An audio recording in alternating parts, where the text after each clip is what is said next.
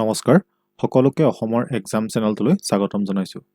আজি আমি class 10ৰ social ছায়েন্সৰ যিটো প্ৰথম ভাগ য'ত নেকি হিষ্ট্ৰীৰ বিষয়ে লিখা আছে আমি সেই সম্বন্ধে আলোচনা কৰিম। ঠিক আছে, তো ইয়াতে চাওক এখন হৈছে ক্লাছ 10ৰ ছ'চিয়েল ছায়েন্সৰ হিষ্ট্ৰীৰ সূচীপত্ৰ।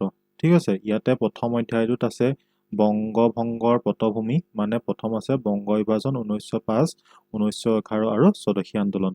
বংগ বিভাজনৰ কথা লিখা আছে, স্বদেশী আন্দোলনৰ কথা লিখা আছে, স্বদেশী আন্দোলনৰ ফলাফলৰ কথা লিখা আছে, স্বদেশী আন্দোলন আৰু জাতীয় কংগ্ৰেছৰ বিষয়ে লিখা আছে। ইয়াতে চৰকাৰৰ আন্দোলন বিৰোধী কৰ্মপন্থা বিষয়ে লিখা আছে, স্বদেশী আন্দোলনৰ অৱদানৰ বিষয়ে লিখা আছে। আজি আমি প্ৰথমটো ক্লাছত বংগ বিভাজনৰ বিষয়ে পঢ়িম। তেনেকে ইয়াতে যিমানখিনি চেপ্টাৰ আছে ন, প্ৰথম অধ্যায়, দ্বিতীয় অধ্যায়, তাৰপিছত চব মহাত্মা গান্ধী আৰু ভাৰতৰ স্বাধীনতা সংগ্ৰামৰ বিষয়ে আছে। তো অসমত ব্ৰিটিছ বিৰোধী জাগৰণ আৰু কৃষক বিদ্ৰোহৰ বিষয়ে আছে, স্বাধীনতা আন্দোলন আৰু অসমৰ জাতীয় জনজাগৰণৰ বিষয়ে আছে। এনেকৈ যিমানখিনি আছে আমি গোটেইখিনি বিষয়ে আলোচনা কৰিম। আপুনি যদি ক্লাছ 10ৰ ষ্টুডেণ্ট হয় তেতিয়াহ'লে আপোনাৰ কাৰণেতো এইখন বহুতেই লাভজনক হ'ব। আৰু যিসকলে আছাম ডাইৰেক্ট ৰিক্ৰুটমেণ্টৰ কাৰণে প্ৰিপেৰেশ্যন চলাই আছে, তো চিলেবাছটো দেখি আপোনালোকে গম পাইছে এইখন আপোনালোকৰ কাৰণে কিমান লাভজনক হ'ব। ঠিক আছে, তো আপোনালোক যদি চেনেলটোলৈ নতুনকৈ আহিছে অনুগ্ৰহ কৰি চেনেলটো ছাবস্ক্ৰাইব কৰি যাব, লগতে যিটো বেল আইকন আছে সেইটো দবাই দিব যাতে আমাৰ নটিফিকেশ্যনটো আপোনালোকে অতি সোনকালে পাই যায়। ঠিক আছে, আৰু লগৰ বন্ধু বান্ধৱীৰ লগত চেনেলটো শ্বেয়াৰ কৰিবলৈ নাপাহৰিব। তো আজি আমাৰ প্ৰথম চেপ্টাৰটো আমি আৰম্ভ কৰোঁ। ইয়াতে চাওক, প্ৰথমতে যিটো প্ৰথম চেপ্টাৰ সেইটো হৈছে যে বংগ বিভাজন 1905, 1911 আৰু স্বদেশী আন্দোলন। ইয়াতে আমি কিহৰ বিষয়ে পঢ়িম? ইয়াতে দিছে বংগভংগৰ পটভূমিৰ বিষয়ে পঢ়িম, স্বদেশী আন্দোলনৰ বিষয়ে পঢ়িম, বংগ বিভাজন কিয় হ'ল পঢ়িম।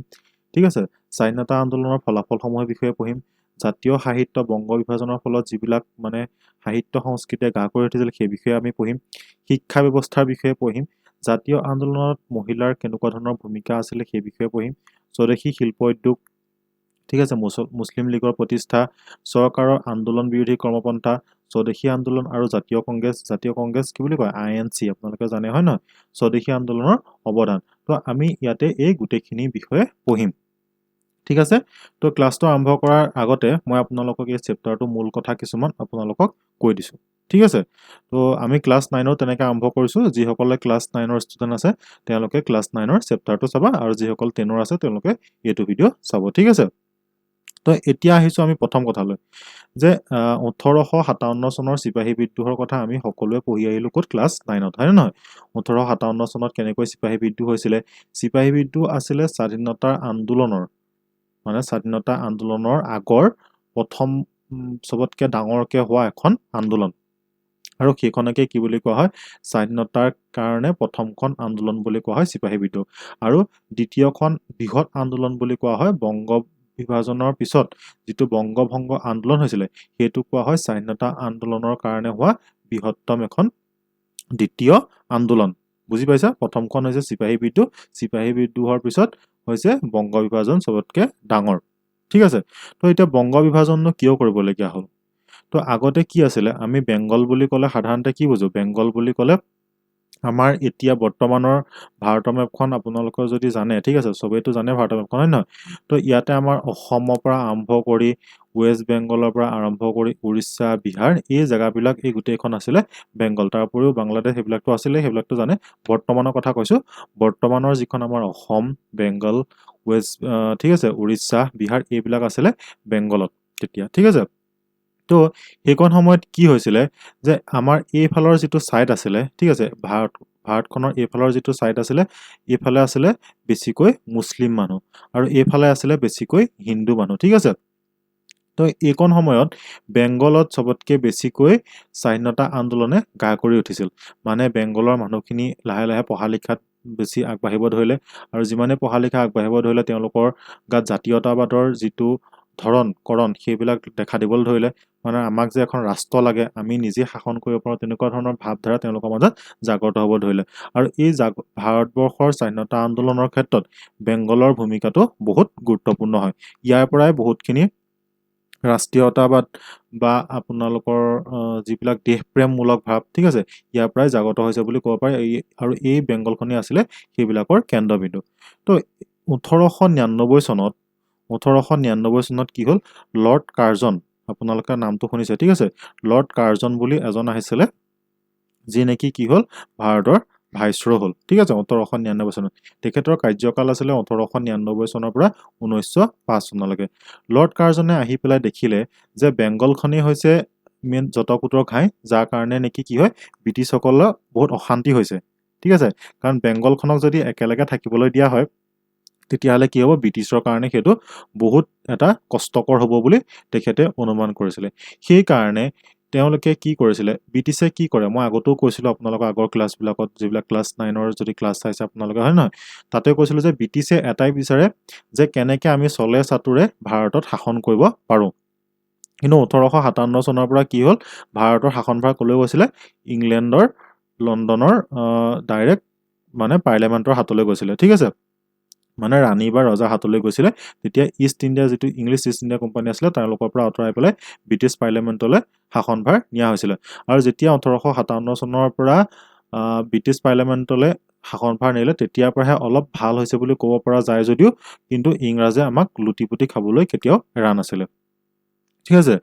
তো লৰ্ড কাৰ্জনে আহি দেখে যে বেংগলখনেই মেইন জটকুটৰ ঘাই, ইয়াতে কি হয় যুদ্ধ, ইয়াৰ পৰাই আন্দোলনবিলাক হয়, ইয়াতে কিবা কিবি হয়। তো সেইকাৰণে তেওঁলোকে কি কৰিলে, এই মুছলমানসকল আৰু হিন্দুসকলক দুটা ভাগত কৰি দিবৰ কাৰণে বিচাৰিলে, মানে ডিভাইড এণ্ড ৰুল।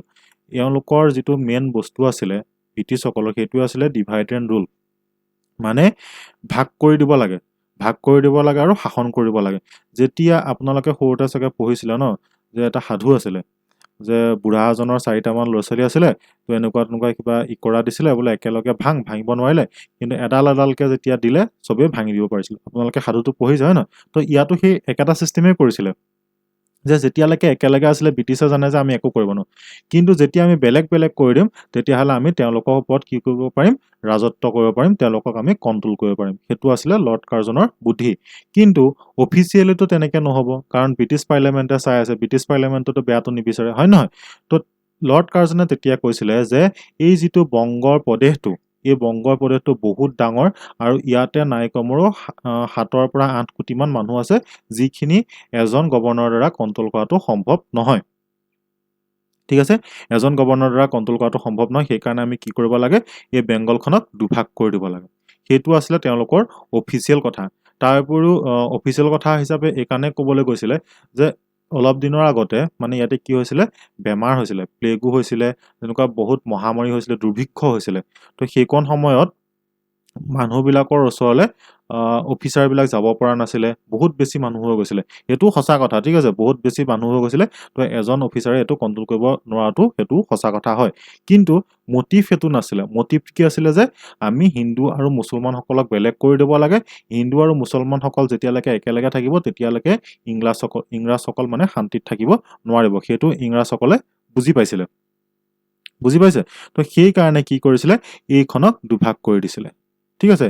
এইটোৱে আছিলে বংগভংগৰ মেইন কাৰণ, যে এইকাৰণে বিভাগ কৰিছিলে যে আমি মুছলমান আৰু হিন্দুসকলক সদায় কাজিয়া লগাই থাকিব পাৰোঁ, কাজিয়া লগাই থাকিলে তেওঁলোকৰ মাজতে ব্যস্ত হৈ থাকিব। আৰু আমাৰ ভাৰতীয়সকল কি হয়, ধৰ্মৰ প্ৰতি বহুত বেছি মানে ধৰ্মৰ কাৰণে বহুত কিবা কিবি কৰি দিব পাৰে, বুজি পাইছে? কিন্তু আমাৰ সেই বেংগলৰ সেইকণ সময়ৰ মানুহবিলাকো কিন্তু বহুত ভাল মানুহ আছিলে। তেওঁলোকে কি কৰিছিলে, যেতিয়া বংগভংগ হৈ গ'ল, বংগভংগটো হ'বই, হয় নহয়? যেতিয়া বংগভংগ হৈ গৈছিলে, হিন্দু মুছলমানসকল কিন্তু একগোট হৈ আছিলে, ঠিক আছিলে, যে আমি হিন্দু মুছলমান ভাই ভাই, আমি কেতিয়াও তহঁতি বেলেগ কৰিছ, আমি বেলেগ নহয়, আমি ভাই ভাই, আমি আন্দোলন কৰিম। তো এনেকুৱা ধৰণৰ বৃহৎ আন্দোলন হৈ গৈছিলে। এই আন্দোলনৰ দ্বাৰা কি হৈছিলে, যে স্বদেশী বস্তু ব্যৱহাৰ কৰিছিলে আৰু বিদেশী বস্তু বৰ্জন কৰিছিলে। তো এনেকুৱা ধৰণৰ বিভিন্ন ঘটনা ইয়াতে ঘটিছিলে। বহুতে সাহিত্য ৰচনা কৰিছিলে, বহুতে গল্প ৰচনা কৰিছিলে, নৃত্য নাটিকা, ঠিক আছে, বহুত লোকেল মানুহে মানে ব্যৱসায় বাণিজ্য কৰিবলৈ লৈছিলে। এনেকুৱা বিভিন্ন ধৰণৰ কথাবিলাকৰ বিষয়ে আমি এই চেপ্টাৰটোত পঢ়িবলৈ পাম, ঠিক আছে। আৰু স্বদেশী আন্দোলন যিটো হয়, তো এই বংগ বিভাজনেই হৈছে স্বদেশী আন্দোলনৰ মূল কাৰণ।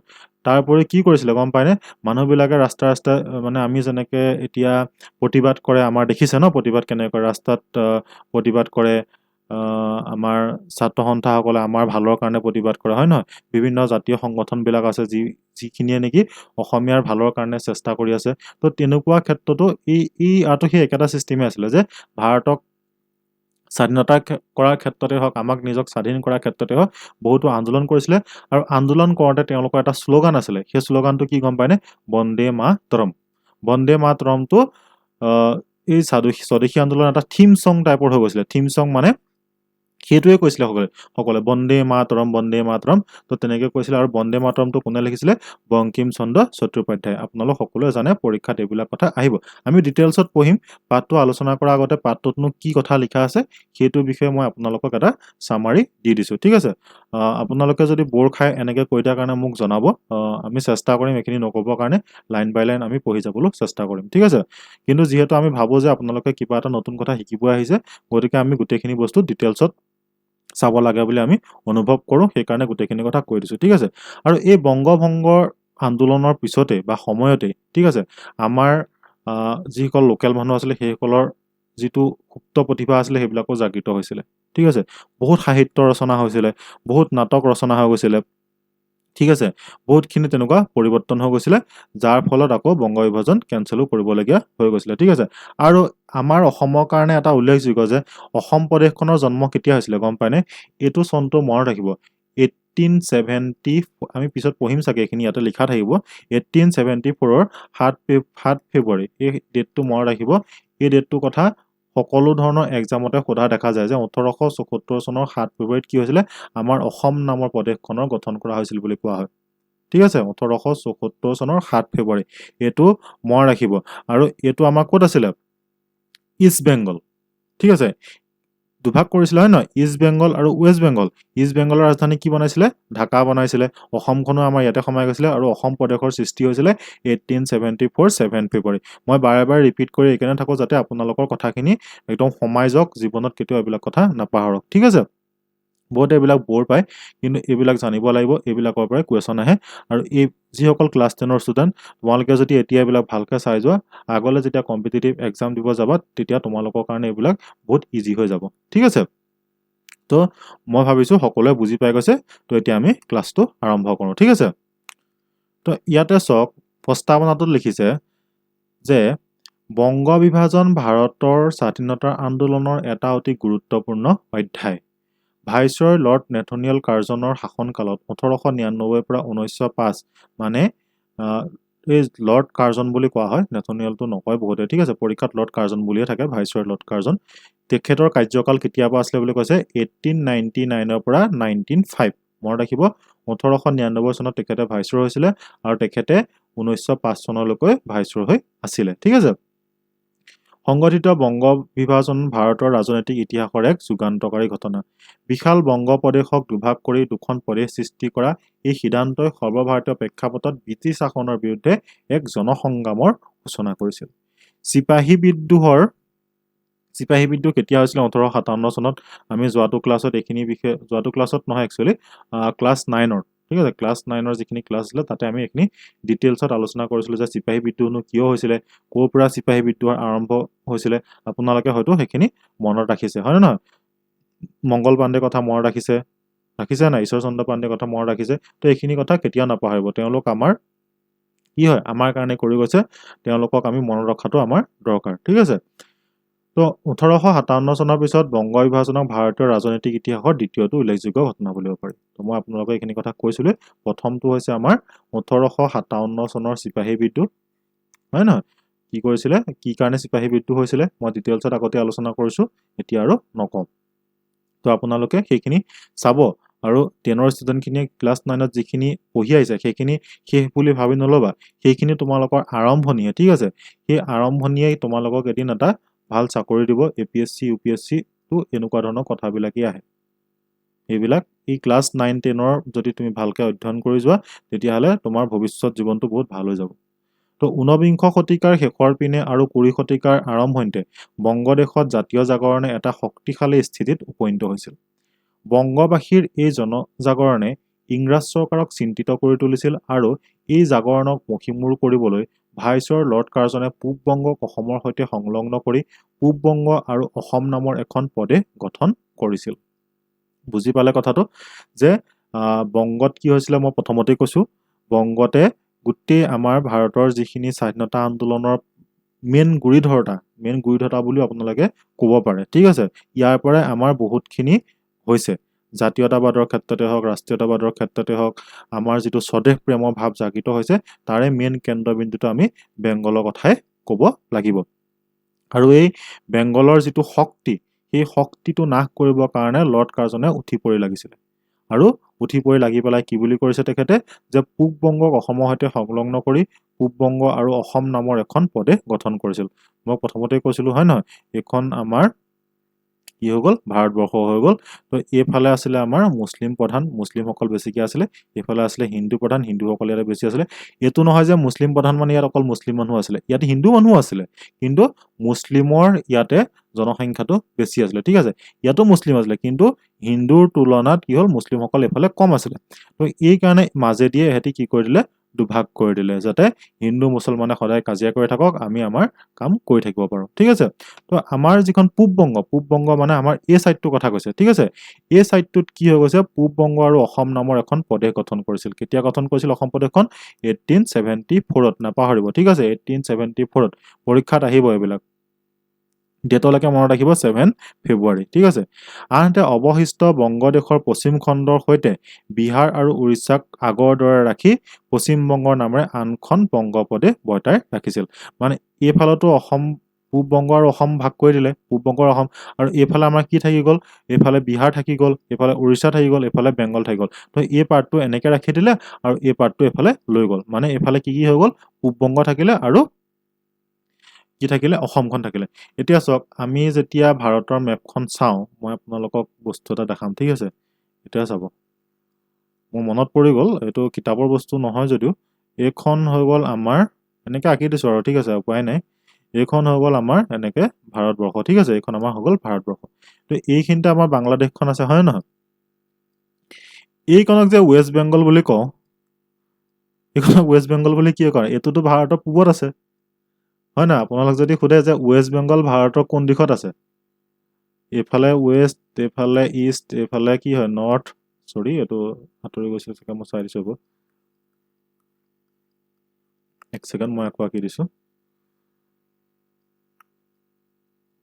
এইখন ধৰি লওক ভাৰতৰ মেপ ঠিক আছে এইফালে হৈ গ'ল কি আমাৰ ইষ্ট এইফালে হৈ গ'ল ৱেষ্ট মানে এইফালে পূব এইফালে পশ্চিম এইফালে কি উত্তৰ আৰু এইফালে হৈছে দক্ষিণ হয় নহয় এতিয়া এইখিনিতে আছে আমাৰ কি হয় পশ্চিমবংগখন সকলোৱে জানে ৱেষ্ট বেংগল হয় এইখন হয় নহয় ভাৰতৰ মেপখন আপোনালোকে যদি চাব নাজানে মোক ক'ব তেতিয়াহ'লে মই ভাৰতৰ মেপখন কেনেকৈ চাব লাগে ক'ত কি কি আছে তাৰ ডিটেইলছত লৈ আহিম আপোনালোকৰ কাৰণে এক্সট্ৰাকৈ লৈ আহিম ঠিক আছে তো এইখন হৈ গ'ল ৱেষ্ট বেংগল তো আপোনাক যদি সোধে যে ৱেষ্ট বেংগলখন ভাৰতৰ কোন দিশত অৱস্থিত নামটো ৱেষ্ট বেংগল হয় নহয় কিন্তু এখন আছে ক'ত ইষ্টত কেলে ৱেষ্ট বেংগল হৈ গ'ল তো এই কাৰণটোৰ কাৰণে যে কি কৰিছিলে ব্ৰিটিছে ভাগ কৰি দিছিলে কেনেকৈ ভাগ কৰিছিলে এইফালে কি কৰিছিলে পূব বংগ এইফালে পশ্চিমবংগ হয় নহয় পশ্চিমবংগত আমাৰ বাংলাদেশখন এইফালে হৈ গ'ল বংগ পিছত কম মই এইবিলাক তো আমাৰ অসমখন এইফালে থাকি গ'ল হয় নহয় অসমখন ইয়াত থাকি গ'ল সেইকাৰণে এইখনক কোৱা হয় ৱেষ্ট বেংগল ঠিক আছে ৱেষ্ট বেংগল বুলি সেইকাৰণে কোৱা হয় ঠিক আছে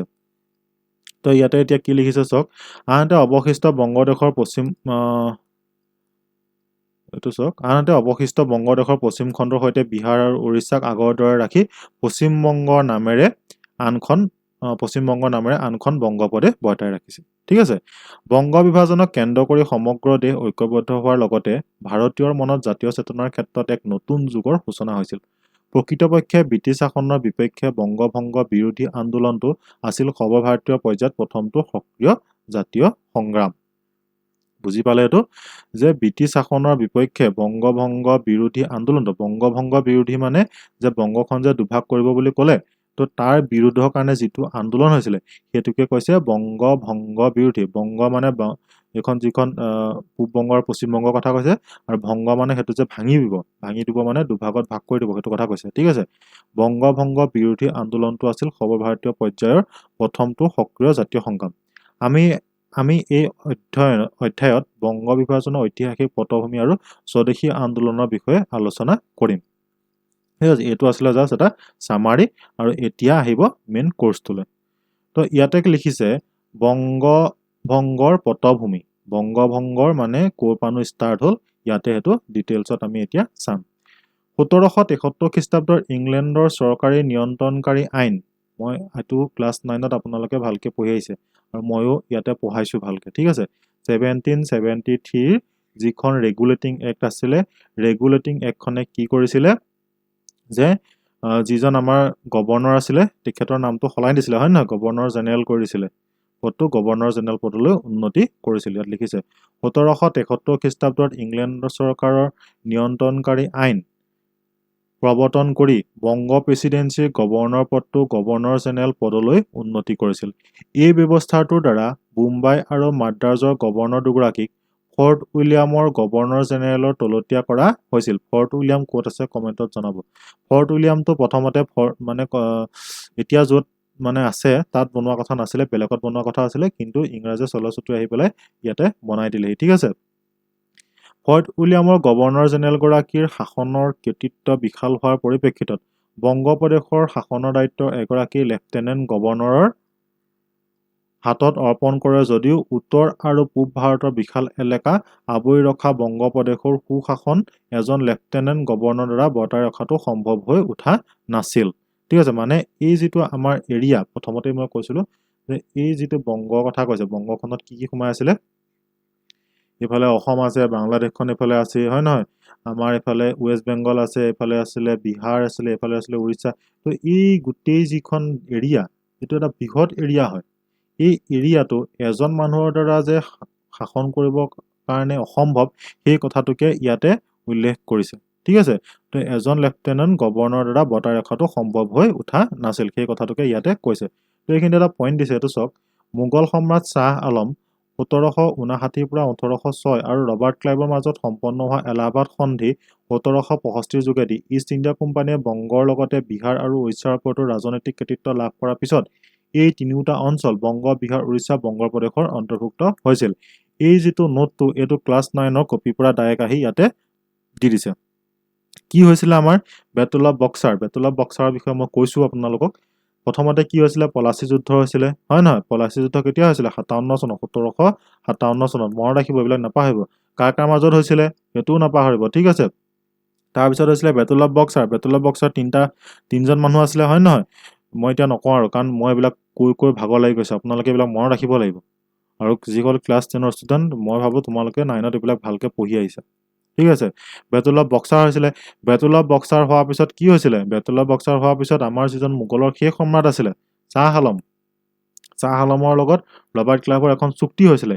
সেই চুক্তিখনৰ নামেই হৈছিলে কি এলাহাবাদ চুক্তি ক'ত হৈছিলে এলাহাবাদত হৈছিলে কাৰণে এলাহাবাদ চুক্তি বুলি কোৱা হয় আপোনালোকে হেক্টৰ মৰ্মৰ নাম নাপাহৰিব ৰবাৰ্ট ক্লাইভৰ নাম নাপাহৰিব বহুত ইম্পৰ্টেণ্ট এইবিলাক ঠিক আছে 1765 চনত এলাহাবাদ চুক্তি হৈছিলে এলাহাবাদ চুক্তিৰ যোগেদি কি হৈছিলে দিৱানী ৰাইট পাইছিলে মনত পৰিছে ন এতিয়া ক্লাছ 9ৰ চেপ্টাৰলৈ দিৱানী ৰাইট পাইছিলে দিৱানী ৰাইট মানে কি যে তেওঁলোকে টেক্সো কালেক্ট কৰিব পাৰিব আৰু ভাৰতৰ যিখিনি এডমিনিষ্ট্ৰেটিভ কাম থাকিব সেইখিনিতো তেওঁলোকে পাৰ্ট ল'ব পাৰিব সেইখনেই আছিলে এলাহাবাদ চুক্তিৰ মেইন বৈশিষ্ট্য আৰু ইয়াৰ যোগেদি কিহৰ কৃতিত্ব লাভ কৰিছিলে বংগ বিহাৰ আৰু উৰিষ্যা এই তিনিওটাৰ কৃতিত্ব লাভ কৰিছিলে তেওঁলোকে ঠিক আছে কোনে লাভ কৰিছিলে ব্ৰিটিছ ইষ্ট ইণ্ডিয়া কোম্পানীয়ে ঠিক আছে তো এতিয়া চাওক ইয়াতে কৈছে আমি এইখিলৈকে পঢ়িলোঁ হয় নহয় সম্ভৱ হয় চিপাহী বিদ্ৰোহৰ পিছত ভাৰতীয় প্ৰশাসনিক ব্যৱস্থাটো নতুনকৈ সজাই তোলাৰ প্ৰক্ৰিয়া হাতত লোৱাৰ সময়ত ব্ৰিটিছ বিষয়াসকলৰ ভাৱ চিন্তাত বংগ বিভাজনৰ বিষয়টো ঠাই পাইছিল যে যেতিয়া চিপাহী বিদ্ৰোহ হৈছিলে 1857 চনত তাৰপিছত ইংলেণ্ডৰ আনি নিজে ভাৰতলৈ আহিছিলে তাৰপিছত কিছুমান ঘোষণা কৰিছিলে 1858 চনত এখন এক আহিছিলে তাৰ দ্বাৰা কি কৰিছিলে এজন ছেক্ৰেটেৰিয়েট ৰাখিছিলে ছেক্ৰেটেৰিয়েটজন ক'ত থাকিব লণ্ডনত থাকিব হয় নহয় ভাৰতত কোন থাকিব ভাইচৰয় থাকিব ভাইচৰয়জনে ছেক্ৰেটেৰিয়েটক ক'ব যে ভাৰতত কি হৈ আছে ছেক্ৰেটেৰিয়েটজনে কি কৰিব ভাৰত সচিব মানে ঠিক আছে ছেক্ৰেটেৰিয়েট মানে ভাৰত সচিবজনৰ কথা কৈ আছোঁ মনত পৰিছে ন তো ভাৰত সচিবজনে কি কৰিব ইংলেণ্ডৰ আনি সেইখিনি কথা ক'ব হয় নহয় তো এনেকুৱা ধৰণৰ এটা ছিষ্টেম বনাইছিলে এই ছিষ্টেমটো কেতিয়া হৈছিলে 1857 চনৰ পিছত আৰু ইয়াতে কি কৈছে এতিয়া যে ভাৰতীয় প্ৰশাসনিক ব্যৱস্থাটো নতুনকৈ সজাই তোলাৰ প্ৰক্ৰিয়াৰ হাতত লোৱাৰ সময়ত ব্ৰিটিছ বিষয়াসকলৰ ভাৱ চিন্তাত বংগ বিভাজনৰ বিষয়টোৱে ঠাই পাইছিলে ইংলেণ্ডৰ গৃহ চৰকাৰ আৰু ভাৰত চৰকাৰৰ মাজত বিস্তাৰিত আলোচনাৰ অন্তত পূব ভাৰতৰ এটা বিশাল এলেকাক বংগদেশৰ পৰা বিচ্ছিন্ন কৰাৰ সিদ্ধান্ত গ্ৰহণ কৰা হৈছিল এই উদ্দেশ্যৰ আগত ৰাখিয়ে ব্ৰহ্মপুত্ৰ উপত্যকাৰ 6খন জিলাৰ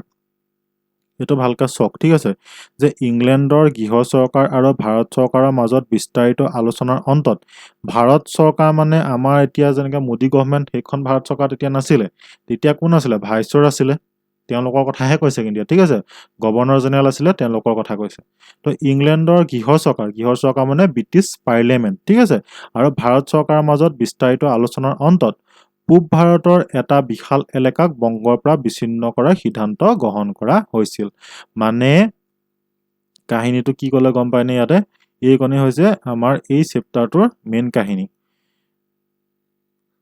যে এইখন হৈ গ'ল আমাৰ ভাৰতবৰ্ষ ঠিক আছে তো এই যিটো এৰিয়া এই এৰিয়াটো ঠিক আছে এই যিটো এৰিয়া আছিলে ভাৰতৰ মেপখন মই আপোনালোকক এতিয়া মই ইমান ভালকৈ মেপ আঁকিব নাজানো ঠিক আছে মেপ এখন মই এইবাৰ পৰা লৈ আহিম ঠিক আছে ক্লাছ কৰি লাওঁতে তো ভাৰতৰ মেপখন মই এনেই চিম্পুলকৈ আঁকি দিছোঁ আপোনালোকৰ কাৰণে আৰু ঠিক আছে কেনেকুৱা হয় মই নাজানো আৰু অঁকাত ইমান ভাল নহয় ঠিক আছে তো এইখন ধৰি লওক আমাৰ যেনেকৈ হওক আৰু বুজিবহে লাগে হয় ন কথাটো তো এইখন হৈ গ'ল আমাৰ ভাৰতৰ মেপ ঠিক আছে আগতে এনেকুৱা নাছিলে ঠিক আছে বাংলাদেশ সেইবিলাক ধেৰ কিবা কিবি সোমাইছিলে মই এতিয়া নকওঁ তো ইয়াতে যিটো কথা কৈছে সেইটো হৈছে এনেকুৱা যে এই যিটো এই বৃহৎ এৰিয়া কথা ইয়াতে আমাক কৈছে যে এই বৃহৎ এৰিয়াটোত বহুতখিনি মানুহ আছে সেই মানুহখিনি আমি কণ্ট্ৰল কৰিব পৰা নাই সেইকাৰণে এইটো দেখিছেনে ইয়াতে লিখিছে ন যে উত্তৰ আৰু পূব ভাৰতৰ বিশাল এলেকা আৱৰি ৰখা বংগপ্ৰদেশৰ সুশাসন এজন লেফটেনেণ্ট গভৰ্ণৰৰ দ্বাৰা বৰ্তাই ৰখাটো সম্ভৱ হৈ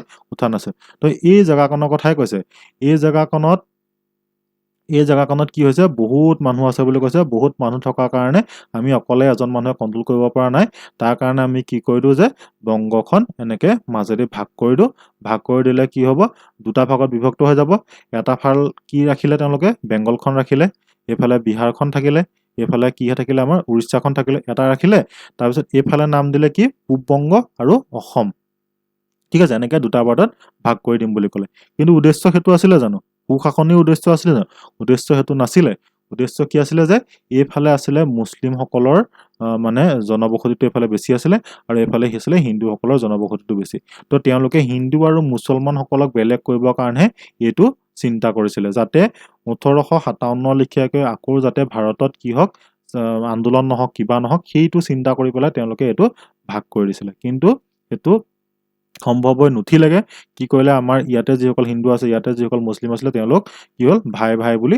তেওঁলোকে আন্দোলন কৰিবলৈ লৈছিলে তো ইয়াতে এই যিকণ আছে ন এইকণত সেইখিনি কথাকে উল্লেখ কৰা হৈছে নেক্সট পেজত চাওক নেক্সট পেজটো চাওক ইয়াতে কি কৈছে দেখিছে ন আপোনালোকে ভিডিঅ' ৰিজলিউশ্যনটো অকণমান বঢ়াই ল'ব হা তেতিয়াহে আপোনালোকে ভালকৈ এইখিনি ধৰিব পাৰিব ঠিক আছে তো আমি কি পঢ়িছিলোঁ যে ব্ৰহ্মপুত্ৰ উপত্যকাৰ 6খন জিলা কি কি বুলি কৈছে গোৱালপাৰা কামৰূপ নগাঁও দৰং শিৱসাগৰ আৰু লখিমপুৰ তো আপোনালোক যদি এইখন ডিষ্ট্ৰিক্টৰ পৰা আছে তেতিয়াহ'লে আমাৰ চেনেলটো ছাবস্ক্ৰাইব আৰু লাইক কৰি দিব ঠিক আছে বাকীখিনিও কৰিব কিন্তু এইখনৰ নামটো যিহেতু ওলাইছে এতিয়া গোৱালপাৰা কামৰূপ নগাঁও দৰং শিৱসাগৰ লখিমপুৰ ঠিক আছে তো শিৱসাগৰতে কি কি সোমাই আছে আমাৰ যোৰহাট সোমাই আছিলে বহুত জেগা সোমাই আছিলে লখিমপুৰতো সোমাই আছিলে তেনেকৈ হয় নহয় তো খাচীয়া জয়ন্তীয়া পাহাৰ নগা পাহাৰ গাৰো পাহাৰ কাছাৰ আৰু শ্ৰীহট্টক সংলগ্ন কৰি সৰ্বমুঠ এলেকা আছিলে 54,100 বৰ্গমাইল জনসংখ্যা আছিলে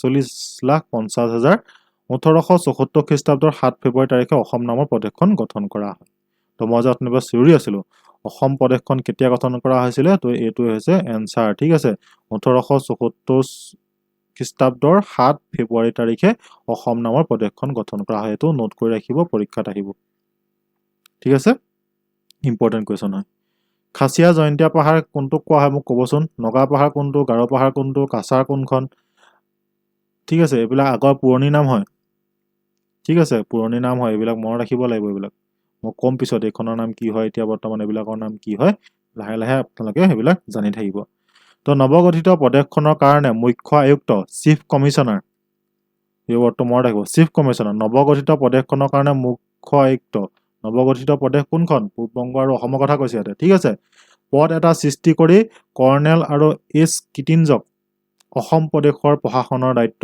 অৰ্পণ কৰা হৈছিল তো অসম প্ৰদেশৰ প্ৰশাসনৰ দায়িত্ব কাক দিছিলে বুলি কৈছে কৰ্ণেল আৰ এছ কিটিনজ তো চমুকে মনত ৰাখিব কি হয় R.S. কিটিন যি আছিলে অসম প্ৰদেশৰ প্ৰশাসনৰ দায়িত্বভাৰ তেখেতে গ্ৰহণ কৰিছিলে কোনো ঐতিহাসিকৰ মতে এয়া আছিল বংগ বিভাজনৰ প্ৰথমটো পদক্ষেপ ঠিক আছে যে বংগভংগৰ প্ৰথমটো পদক্ষেপ হিচাপে ব্ৰিটিছে কি কৰিছিলে ব্ৰিটিছে অসমৰ কাৰণে এজন মুখ্য আয়ুক্ত নিয়োগ কৰিছিলে তেখেতৰ নাম কি আছিলে R.S. কিটিনছ বুজি পাইছে কিবা যদি খেলিমেলি লাগে কমেন্টত জনাব ক্লাছটো কেনেকুৱা পাইছে হেতুও জনাব ঠিক আছে আপোনালোকে ক'লেহে আমাৰ ভাল লাগে তেতিয়া আৰু ভালকে ক'বলৈ মন যায় ঠিক আছে তো এতিয়া চাওক ইয়াতে কৈছে গভৰ্ণৰ ৰবাৰ্ট ক্লাইভৰ ভাৰতবৰ্ষত ক্লাইভৰ দ্বিতীয় কাৰ্যকাল 1765 খ্ৰীষ্টাব্দৰ পৰা লৰ্ড ডেলহাউছিৰ সময়লৈকে প্ৰায় সমগ্ৰ ভাৰতবৰ্ষত ব্ৰিটিছ সাম্ৰাজ্যবাদৰ উপনিৱেশ স্থাপন হোৱাৰ পিছত কলিকতা মুম্বাই আৰু মাদ্ৰাছ ইষ্ট ইণ্ডিয়া কোম্পানীৰ তিনিটা ঘাই প্ৰশাসন কেন্দ্ৰত পৰিণত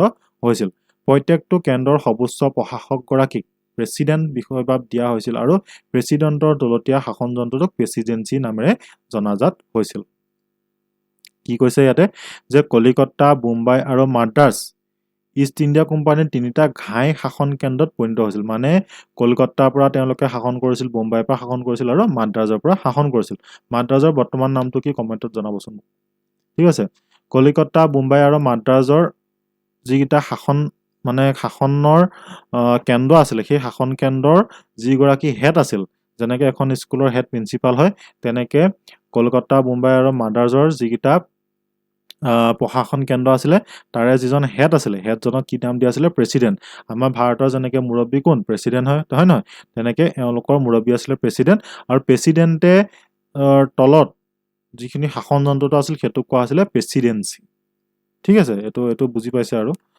বংগ বিভাজন 1905 বংগ বিভাজনৰ ক্ষেত্ৰত দুজন ইংৰাজ বিষয়াই লৰ্ড কাৰ্জনক বিশেষভাৱে সহায় কৰিছিল পৰীক্ষাত আহিব যে বংগ বিভাজনৰ সময়ত লৰ্ড কাৰ্জনক সহায় কৰা ব্ৰিটিছ বিষয়াগৰাকীৰ নাম কি আছিলে তো এজন হৈছে কোন এণ্ড্ৰু ফ্ৰেজাৰ আৰু এজন আছিল মধ্যপ্ৰদেশৰ মুখ্য আয়ুক্ত এণ্ড্ৰু ফ্ৰেজাৰ আৰু আনজন অসমৰ মুখ্য আয়ুক্ত জন বামফিল্ড ফুলাৰ ঠিক আছে তো মনত ৰাখিব এইটো কথা যে বংগভংগৰ সময়ত বংগ বিভাজনৰ সময়ত বংগ বিভাজন বা বংগভংগ তেনেকৈও ক'ব পাৰে আপোনালোকে ঠিক আছে পৰীক্ষাত অকণমান ডিটেইলছত লিখিব তেতিয়াহ'লে বেলেগতকৈ অকণমান বেলেগ কৰিব তেতিয়াহ'লে এক্সামিনাৰ আপোনাক 1 নম্বৰ এটা বেছিকৈ দিব ঠিক আছে বেলেগক যদি 10ৰ ভিতৰত 9 দিয়ে আপোনাক 10 দিবলৈ চেষ্টা কৰিব অকণমান বেলেগকৈ লিখিব আমি সেইকাৰণে কথাখিনি অকণমান ডিটেইলছত কওঁ যাতে আপোনালোকে পৰীক্ষাত তেনেকৈ লিখিব পাৰে আৰু লিখাৰ লগে লগে আপুনি বেলেগতকৈ অকণমান বেলেগ হৈ যাব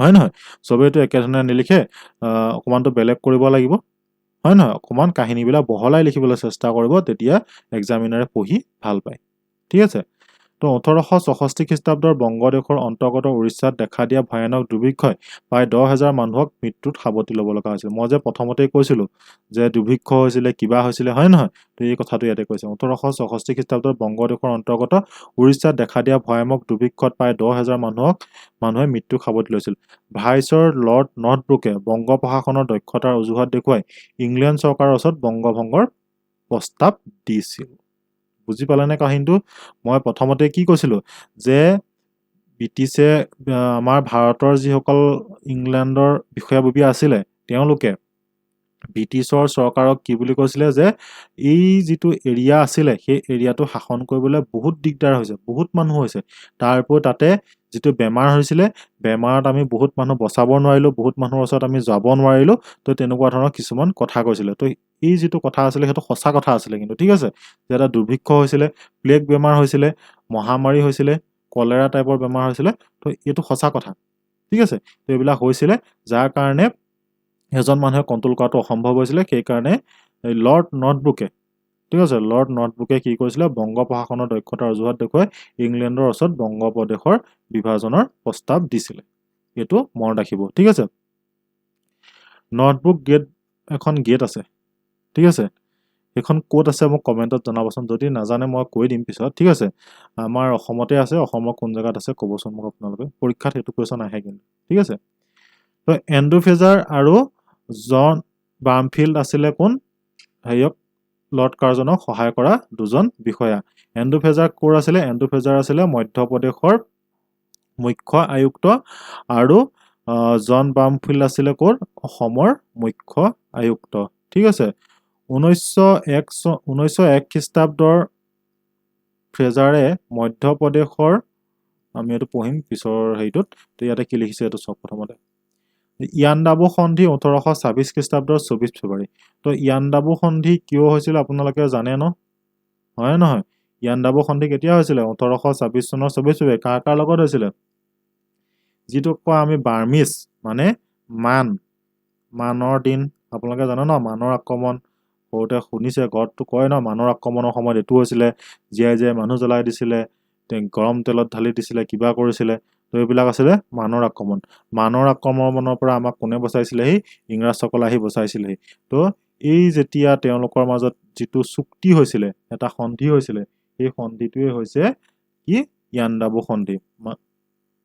এইবিলাক কেনেকে কয় গম মানে ফাৰ্ষ্ট এংলো বাৰ্মিজ ৱাৰ তেনেকৈ, ঠিক আছে। এংলো ৱাৰ্ডটো যদি আপোনালোকে ক'ৰবাত পায়, তেতিয়াহ'লে গম পাব যে সেইটো ব্ৰিটিছৰ লগত হৈছে, ঠিক আছে। Anglo Burmese war, Anglo Maratha war, এই এংলোটো হৈছে ব্ৰিটিছসকল, ঠিক আছে।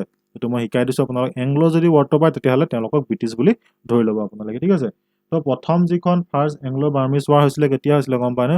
1824 মই মহাৰি দিছোঁ এইটো, 1824 চনৰ পৰা হৈছিলে, ঠিক আছে। 1824 চনৰ পৰা 26 চনলৈকে হৈছিলে বুলি কোৱা হয়। আৰু 26 চনতে কি হৈছিলে?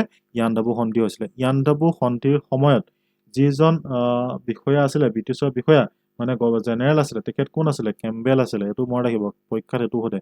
কেম্বেল আছিলে। আৰু যিজন বাৰ্মিছৰ আছিলে, তেখেত আছিলে হিটিন বুলি এজন আছিলে, মহামিলহা হিটিন, তেনেকুৱা কিবা এটা আছিলে, আপোনালোকে চাই ল'ব এইটো, ঠিক আছে।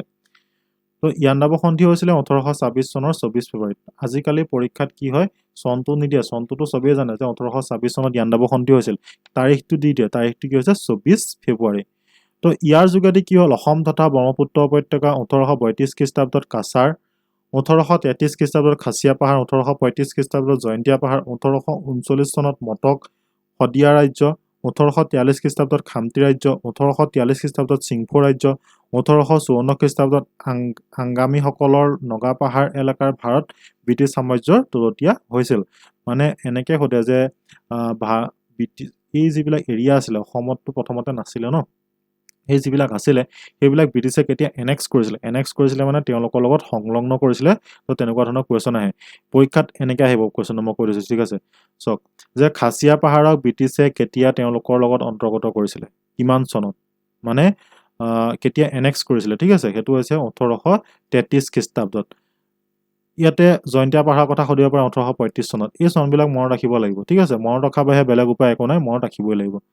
এই এলেকাসমূহৰ শাসন 1874 খ্ৰীষ্টাব্দলৈকে বংগপ্ৰদেশৰ লেফটেনেণ্ট গভৰ্ণৰৰ যোগেদি পৰিচালিত আছিল। তেতিয়া বংগপ্ৰদেশৰ সৰ্বমুঠ মাটিকালি আছিল 2,53,000 বৰ্গমাইল। এইটো নুসুধে পৰীক্ষাত, ঠিক আছে। ইমান এনেকুৱা নুসুধে মাটিকালি কিমান আছিলে বুলি। মুঠ জনসংখ্যা আছিল 4,60,00,000, এইটো নুসুধে, চিন্তা কৰিব নালাগে। সুধিব কি? এই চনকেইটাহে সুধিব, এই চনকেইটা মনত ৰাখিব।